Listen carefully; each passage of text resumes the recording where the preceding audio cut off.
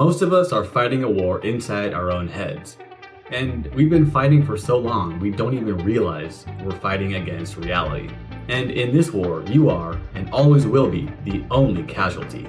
I'm sorry to be the one to break this to you, but you will never win this war. But what if there is a way to end the fight and achieve peace, freedom, and choice, all without quitting, giving up, or admitting defeat? I believe every person can find inner peace through awareness and acceptance.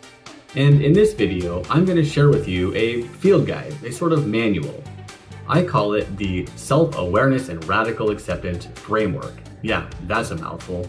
But really, it's just my own specific, practical approach to what's commonly referred to as mindfulness or mindful living. So here's how we are going to break this down today. I'll name and clearly define the four components of this framework: awareness, non-judgment, acceptance, and intention plus effort. I'll show you why all of this matters, the benefits that this mindfulness framework unlocks, including peace, freedom, and choice, are life-changing. I'll identify the natural progression that flows through these components, and I'll show you how resisting this natural flow can short-circuit the benefits of mindful living. I'll show a real-world example so we can see what this framework looks like during the live fire of life. And be sure to watch to the end, where I'll bust some myths and show you what these components are not. Because misunderstanding even one component of this framework will leave you stuck in the trenches.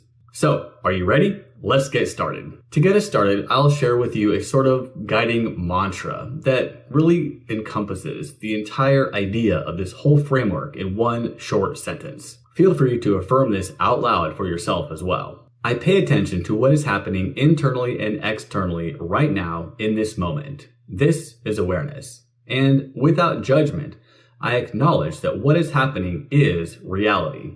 This is acceptance. Sounds simple enough, right? But have you ever paid attention like that without judging what you're noticing? Yeah, it's harder than it sounds. While the concept is simple, the execution requires you to rewire some default settings. It takes practice. But hey, don't worry. I'm not a monk. I'm just a regular guy. And if I can do this, I know you can too. Quick side note. Throughout this video, you'll hear me use words like awareness, attention, and focus. And if you think those are all synonyms, I highly recommend that you watch my last video where I break down the nuances and the mechanics of those words. It really is a prerequisite to this framework. So I'll put that video link here or in the description. Okay, first up is awareness. Awareness is your inherent ability to notice the totality of your ongoing experience. Think of it like this. Right now, you're paying attention to me, but at the same time, yet in the background, you're also aware of everything around you. For example, the temperature of the room, the feeling of your seat beneath you, maybe the hum of traffic outside. And you're also aware of how you feel internally.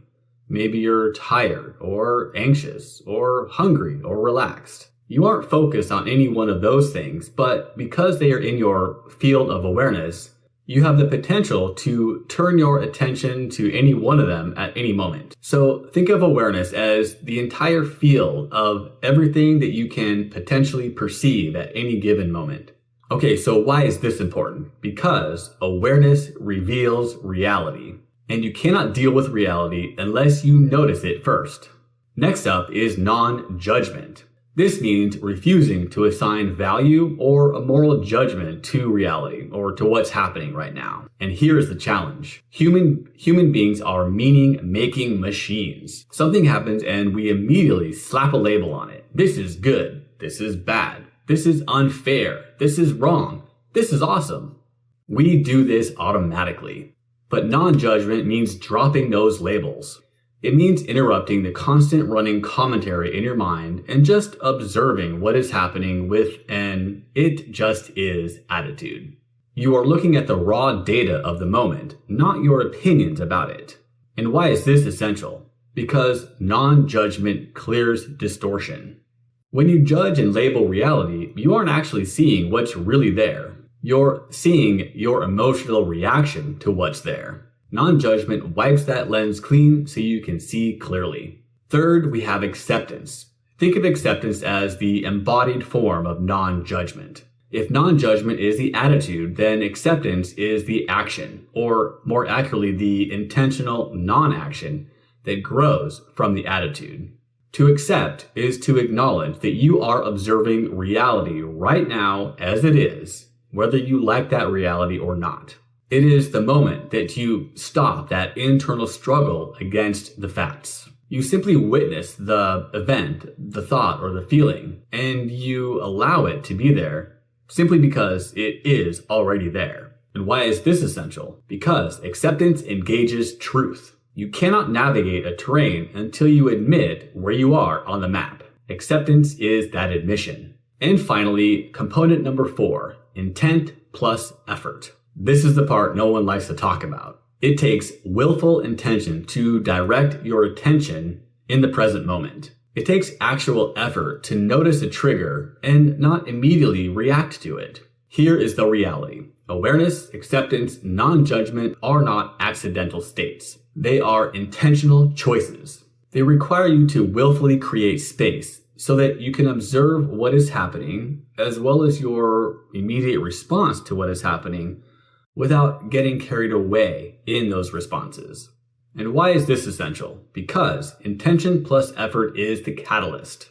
Without them, awareness, non-judgment, and acceptance are just nice concepts.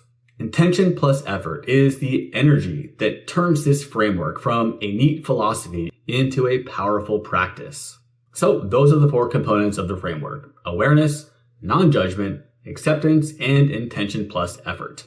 But let's talk a little more about why those all matter. Why should you spend your precious energy on this intention and effort to live with awareness and non-judgmentally accept reality? Because when you apply them together, they restore 3 birthrights that you have unwillingly sacrificed: choice, freedom, and peace. Awareness gives you choice. Without awareness, there is no space between a stimulus and your reaction. Something happens and you react. Just like that, you are carried away with your experience. But awareness wedges a gap into that process. It creates space between you and the event. And in that space, you find choice. You are no longer forced to react out of habit or impulse. You can choose to respond with skill. Non-judgment gives you freedom. Think of judgment as glue. When you label an experience as good or bad, you are gluing your identity to it. You get stuck in the drama of why it's great and you love it, or why it's bad and you hate it. Non-judgment dissolves that glue. It allows experiences to flow through you rather than getting stuck to you. This is freedom. Acceptance gives you peace. Fighting reality is exhausting. It consumes a massive amount of energy, and as I said before, ultimately, it's a fight that you will never win. It's as absurd as standing on the beach and screaming at the waves to stop crashing. Acceptance is simply the decision to stop yelling at the waves. It is your truce with reality and the end of your internal war. And the moment you sign that truce, you reclaim all that energy you were wasting on fighting reality. That is peace. Do you agree? Now, here's the catch. These 3 birthrights, choice, freedom, and peace, they're not just things you can grab off a shelf. The components that unlock them function as a natural progression. You can't have one without the others. Think about the logic here. You cannot accept reality if you are busy judging it. And you cannot stop judging reality if you're not even aware that you're doing it. It flows in a specific order. First, awareness. You must turn on the light. Then, non-judgment. You have to look at what the light reveals without freaking out or labeling it. Finally, acceptance. Once you see it clearly without distortion, you can acknowledge it as truth. And remember, awareness, non-judgment, and acceptance all require your intention and effort. If you try to skip a step or miss even one component, you'll short-circuit the entire system. If you're unaware, you are not paying attention to reality, and you're living your life on the default autopilot mode. Your actions are driven by habit and impulse, not intention. Living in an unaware state basically means you're not even showing up for your own life.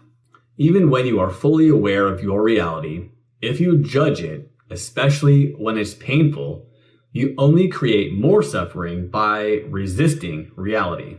Never forget this. Pain is inevitable, suffering is optional. And if you're unable or unwilling to accept the reality of your experience without judging it, you re-enter the war. And you'll be unable to respond skillfully in accordance with your chosen values. To reclaim your birthrights of choice, freedom, and peace, you must respect the progression. Okay, let's bring this home with a real-world example. Picture this. You're at work and an enraged customer suddenly just starts unloading all over you. Here's how that framework would handle that situation in real life, under live fire. Awareness is noticing the data, both inside and outside. You become a reporter. The external data here is, this person is yelling obscenities and threatening me. The internal data is, my stomach dropped, my face feels hot, I'm getting scared and angry. It's essential to realize that here, you are not creating a story about what is happening. You are simply objectively narrating the raw footage. Next comes the hard part, non-judgment. This means observing that chain of events without attaching your story to it. You hear the insults, but you don't add the label, what a f***ing asshole. You feel the heat in your face, but you don't add the shame, I shouldn't be feeling this way. You notice the fear, but you don't add the judgment, I'm weak and pathetic for being afraid. Non-judgment strips away those labels so you are left with the raw facts. And finally, acceptance. This does not mean that you stand there and take the abuse.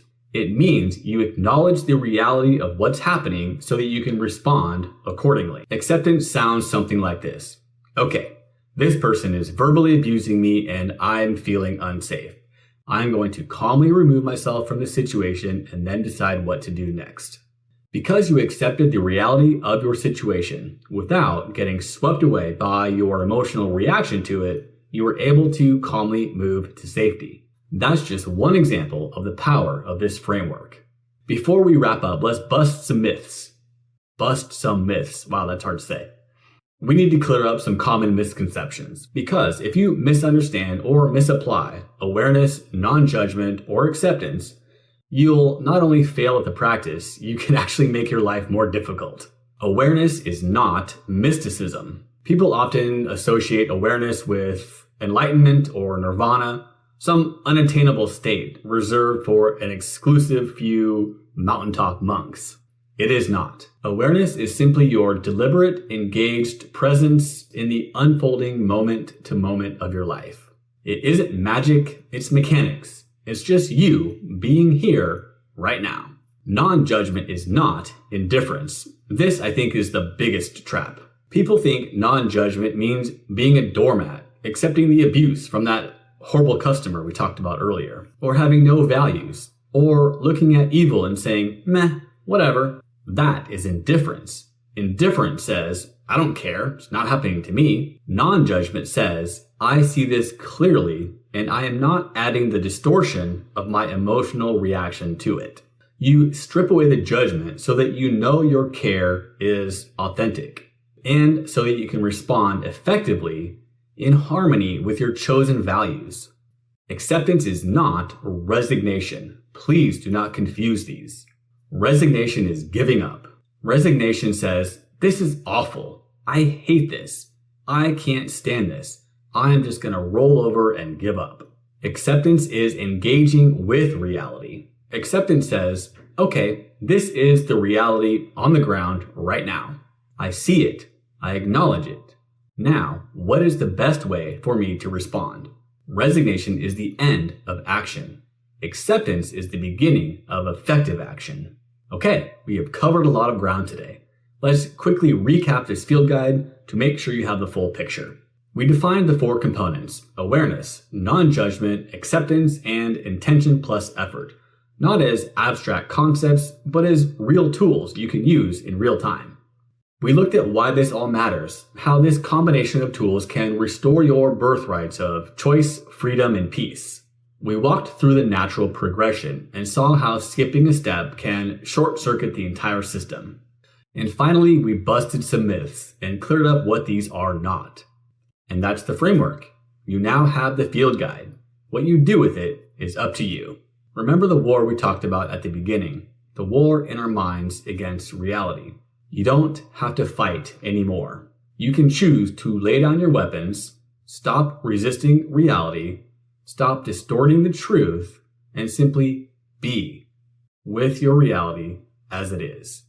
Now, I'm super curious. Now that you know the 4 components of this framework, which of those do you feel is the hardest for you to adopt and implement in your own life? Let me know in the comments. If you're still watching, thank you so much for spending your time with me. It really means a lot. And if this framework clicked for you, please hit the like button. It helps other people find these tools. And if you're interested in these concepts, please consider subscribing to the channel, because I'll be publishing a series on how to apply this framework to our daily lives in important areas like our relationships, our parenting, at work, and so on. In fact, please leave a comment and let me know which area of your life you think that this framework can have the most impact. Thanks again for watching. See you in the next video.